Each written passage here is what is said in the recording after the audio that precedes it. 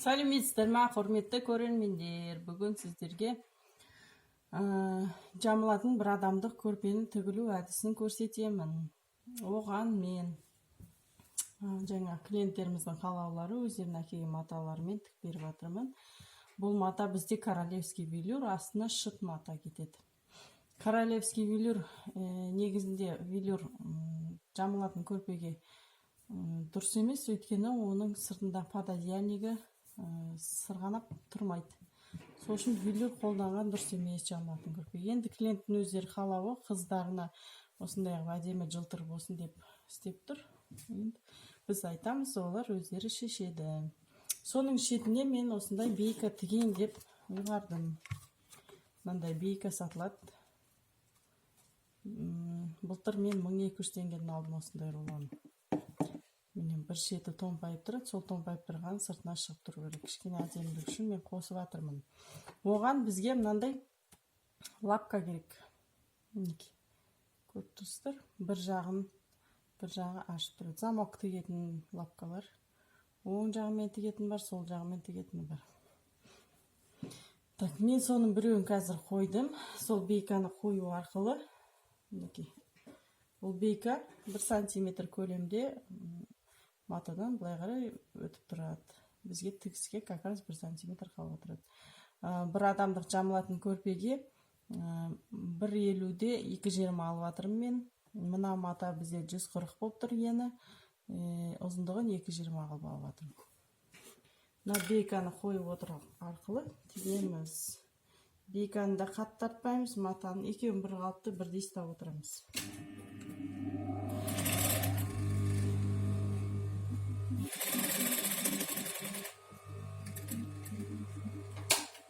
Астыңынан матасы қара болады, сондықтан астына ақ жіппен тіккендеріңіз дұрыс. Жаңағы шытқа тіккен кезде мына сызықты көріп отырып, осы сызықпен жүріп отырасыздар. Кішкене астынан көрініп отыратын жіп керек. Сонымен тігіп отырасыздар.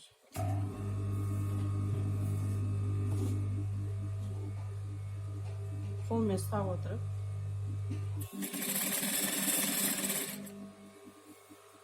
Шеттерімен домалаттым. Бұрыш қылған жоқпын, домалақып жасаватырмын.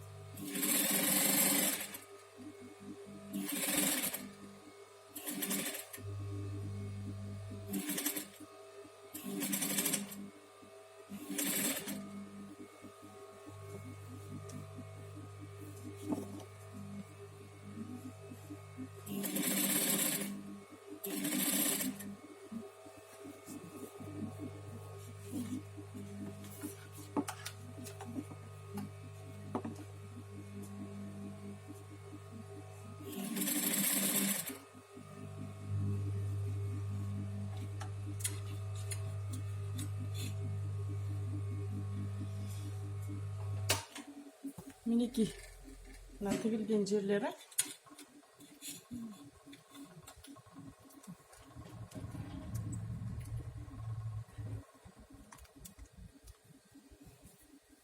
Тіккеніміз. Мынау қазір асы қарай қайырлады, мына жер бұлай кішкентай көрініп тұрады. Кішкене әдемілік үшін бұлай болып тұрады. Қазір енді осыны тігіп болып, матаға, старшыт матаға қалай қоямыз, соны көреміз.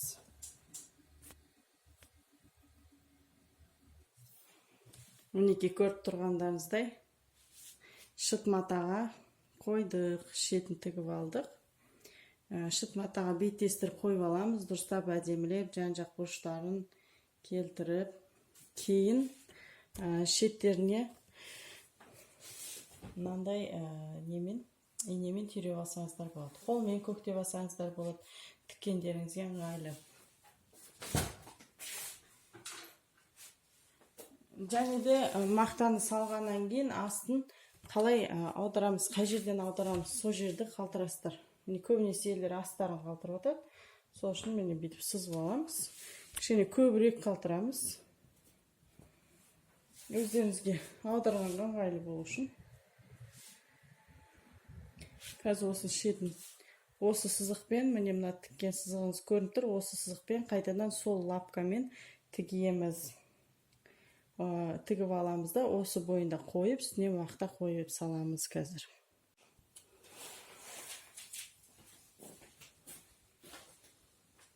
Көрпеге мақта саламыз. Бетімізге маска киіп, үстімізге фартук киіп, 3 килограмм мақтаны алып, көрпеге жайғастыра бастаймыз. Мына көрпенің сызығымен артық шығармай салып бастаймыз. Артықтарын ақын-ақын қолмен кесіп аламыз.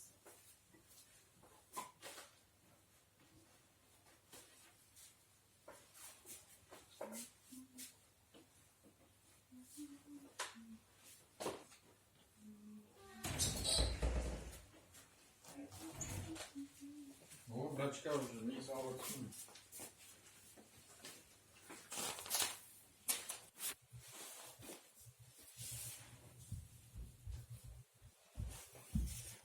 Қолдарыңызбен басып көріңіздер.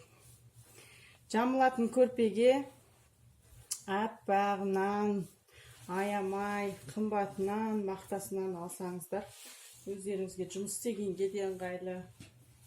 Жамылғанға да жұмсақ, аппақ ұлпа болып тұр мақта, мысалы.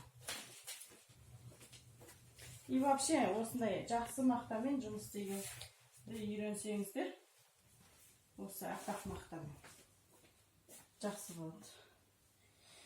Қара мақта қарамау керек.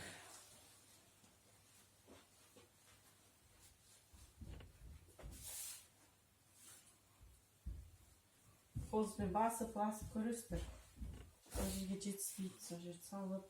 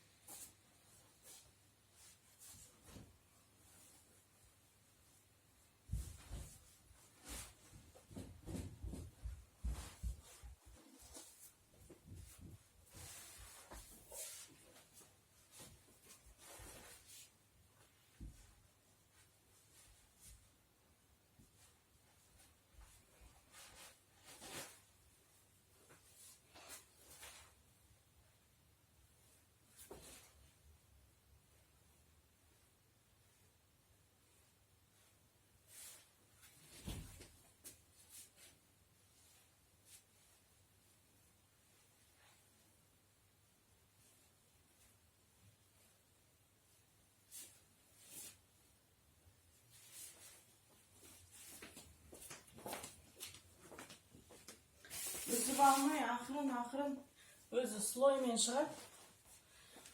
Соны ашып отырып, салып атсаңыздар. Жақсы, ұзыннан. Так.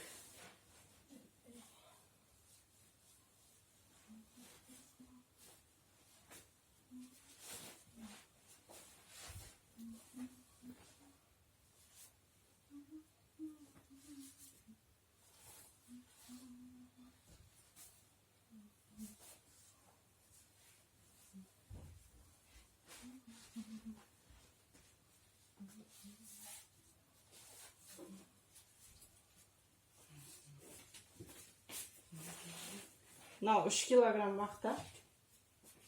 Бір көрпеге 3 килограмм салат. 2,5 кило салат.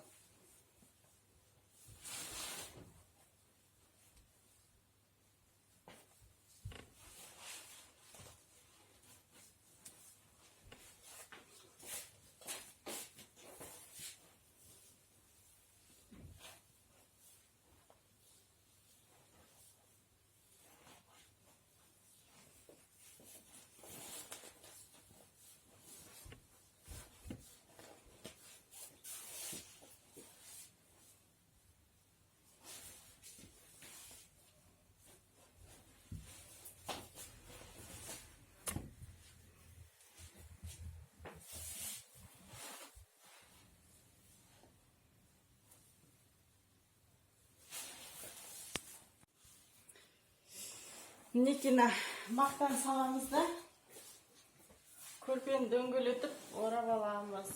Қапырамыз. Жаңағыда аяқ жағынан орын қалтырдық. Соны мынаның аузын ашып шығарамыз.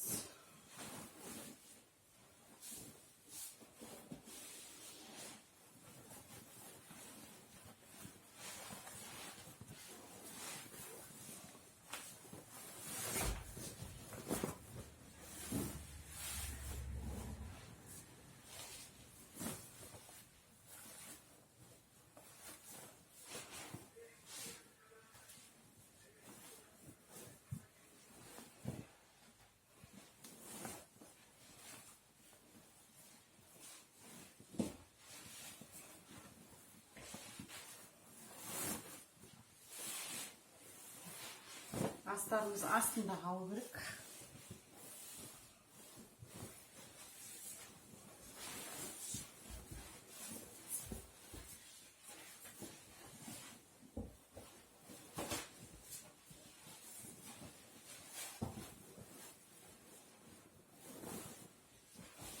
Ой, ыңғайсыз екен ғой.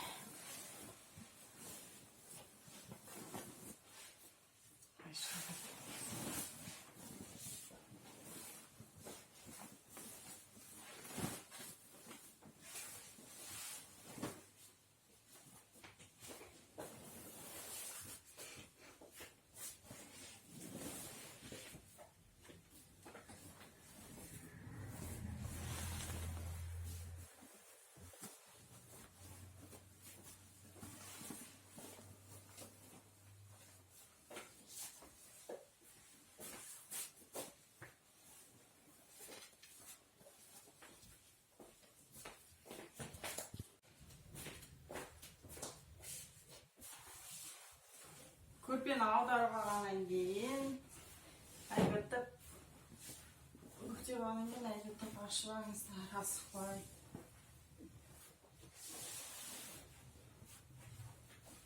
Мақтан салатын кезде көрпенің бет жағын астына қарай қойып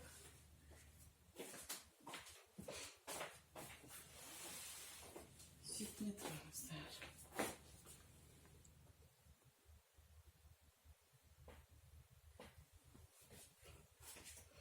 Көрпенің бұрыш-бұрыштарын инемен шығарып алыңыздар. Инемен тартып.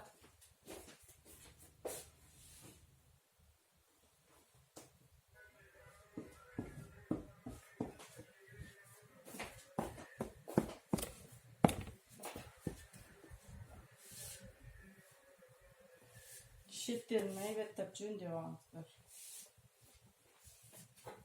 Мақтасын тартып.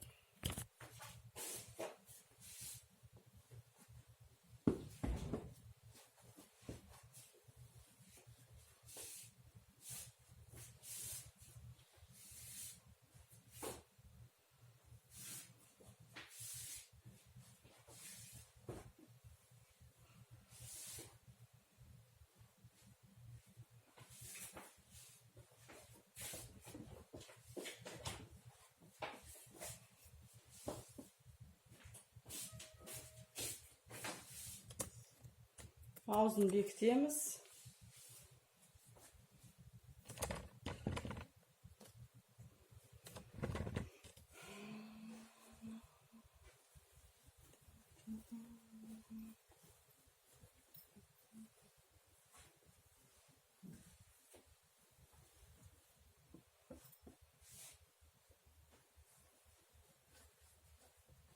Бірінші инемен түйреп алыңыздар. Сол кезде тіккендеріңізге ыңғайлы болады. Бір-біріне беттестіріп.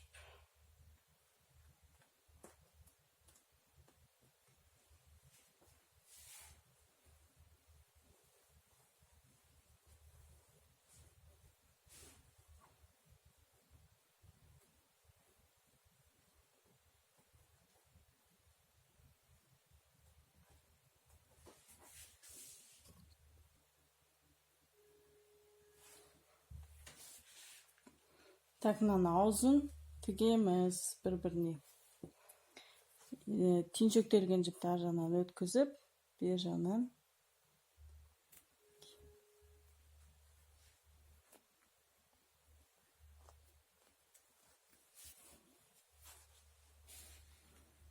Так, көрініп тұр ма? Кіргіземіз, ар жағындағы матаны алып, бер жақтан шығарамыз.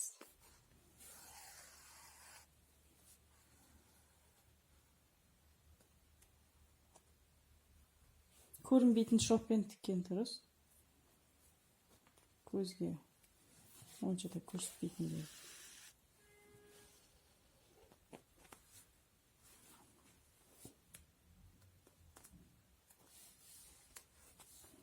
Инемен түйреп алсаңыздар, мына жақтарыңыз ыңғайлы болып тұрады тіккенге.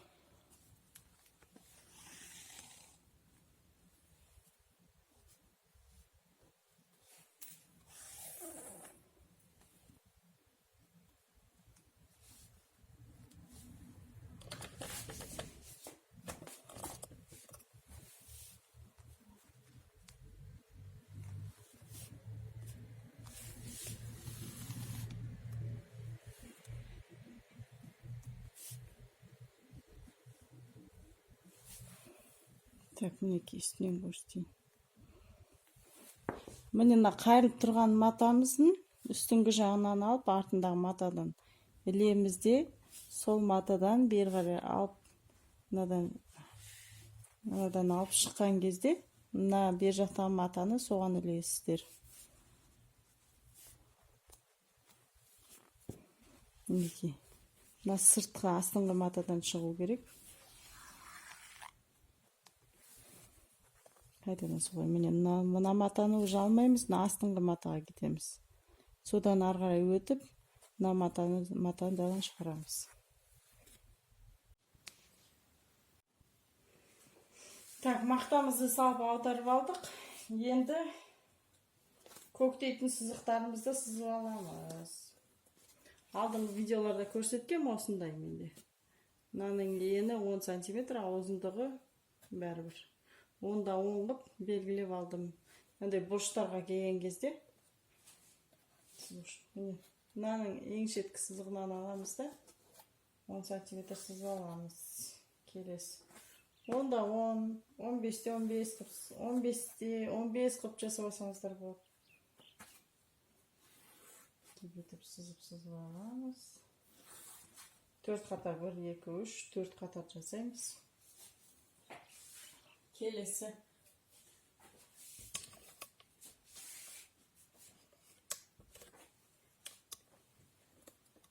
Так, мына бұрышқа барады. Мына жақ шетін келтіріп, мына жақ шетін келтіріп, тура центрін табамыз. Мінекей, мына 10 см былай қарай кетіп тұр, осыдан былай қарай жоғары 10 см и жаңа 10. Мына қоямыз да қайтадан 10 см былай, 10 см былай. Бұрыштарды. 1, 2, 3, 4. Мен 4 қатар жасайым.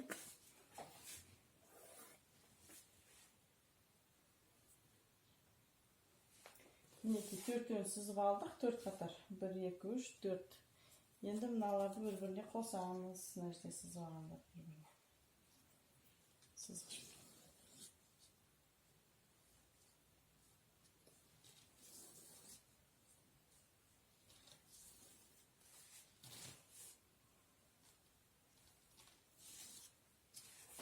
Осы 4 қатарды айландырып сызып шығамыз, содан кейін ортасын жай ғана былаймен 10 см-ден бөле саламыз.